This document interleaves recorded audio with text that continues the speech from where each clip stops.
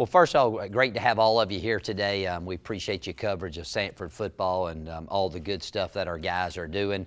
Another year is upon us. We're very excited about just starting a new season. You know, you work all year long for the opportunity to practice and prepare for other opponents and go out and compete on a weekly basis. So we're all very excited about that and looking forward to the 2018 campaign. It's been a good summer so far, and we start a week from today. We'll crank it up for our first fall practice as we get ready for this upcoming season. So we're very excited. The guys I think are in a very good place.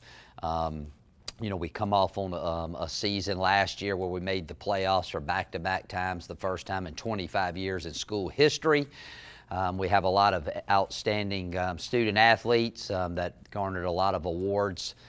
So, you know, our goal this year is we just want to get a little bit better. Year one, we won 6. Year 2, we won 7. Last year, we won 8.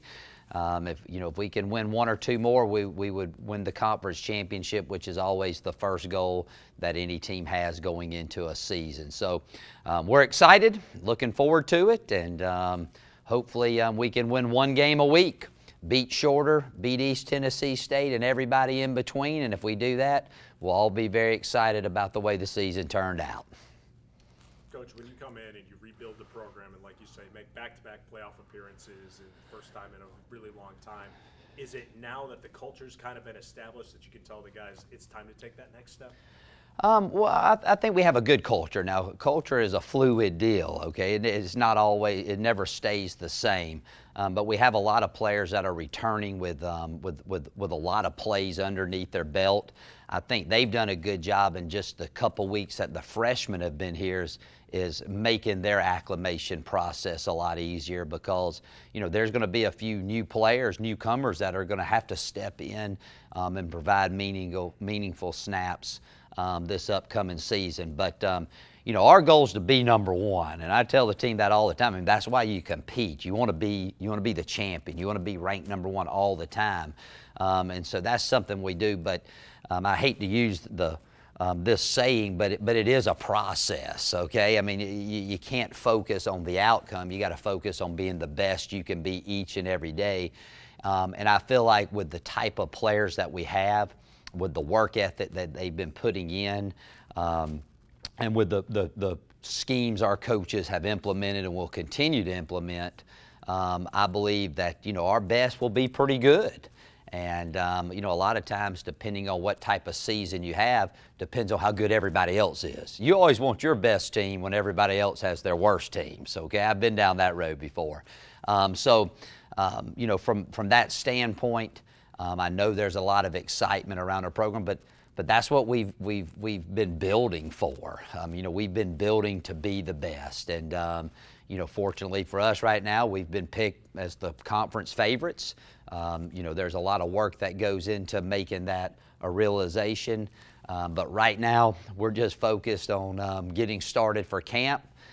We have a lot of positions that we must fill, that we lost some really good players, and some guys are going to have to step up and fill those positions if we're going to have a chance to have a very successful season.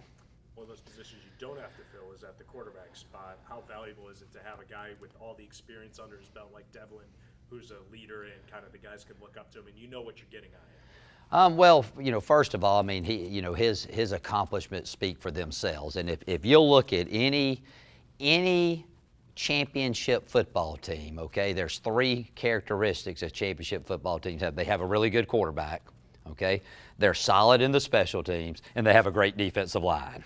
All right, and you better have those 3 if you want to compete for a championship. And you know, having him back, this will be his, I guess, his 4th go around at it.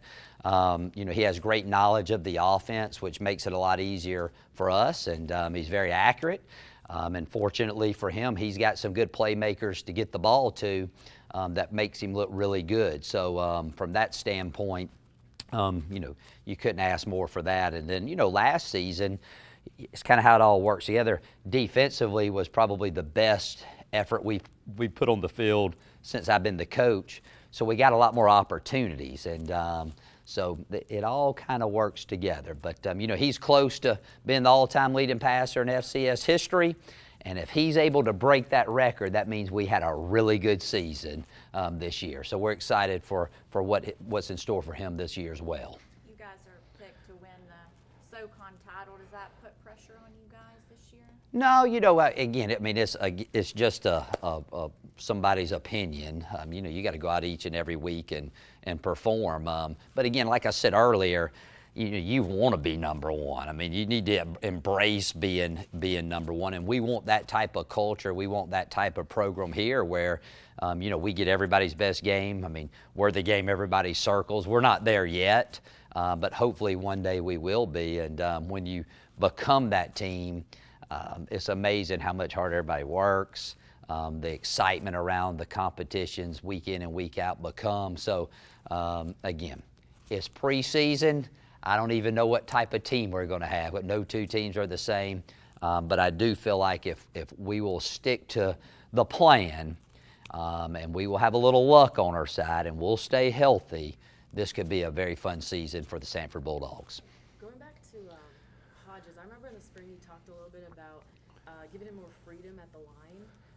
So I guess where have you seen him grow in that area? And just when a quarterback's going into their third season, I mean, what kind of helps you make that decision to give them that freedom? Well, let me say this. I think he is he checked more this spring than he has before. Okay, he's always had that freedom. I mean, that's just kind of the way we play the game. We put a lot on our quarterback's plate, and what he feels comfortable checking in the game. I mean, he's able to do that, and most of the time we don't even know what play he's going to run because he just does his own thing out there. And as long as it's worked, we give him one of these, and if it doesn't work, we're not really excited about it. But fortunately for him, they usually work most of the time. But he's got great knowledge of what we do. But I think what really makes it work is the receivers that we have. They have a great rapport with him, and they're able to think the same and be able to get to spots in a certain amount of time where he knows where they're going to be. And to me, that's as valuable as having an experienced quarterback. They're all on the same page. And I think some of our struggles last year was we were very young at certain wide receiver positions, and we were constantly moving, trying to find the right combination. And I think that was the cause of some of our lack of success offensively last season. And then you were just mentioning the three things, championship team needs. You said defensive line. You have two guys leaving there, but Ahmad Gooden leading the way. So I guess just what's the outlook for that group? Well, we did lose some really good players on that side of the ball defensively. But, when you have Ahmad, I mean, he's a guy that garners great respect from opposing defense. He's the reigning Southern Conference Defensive Player of the Year. You've got to double team him. You got to know exactly where he's at all times.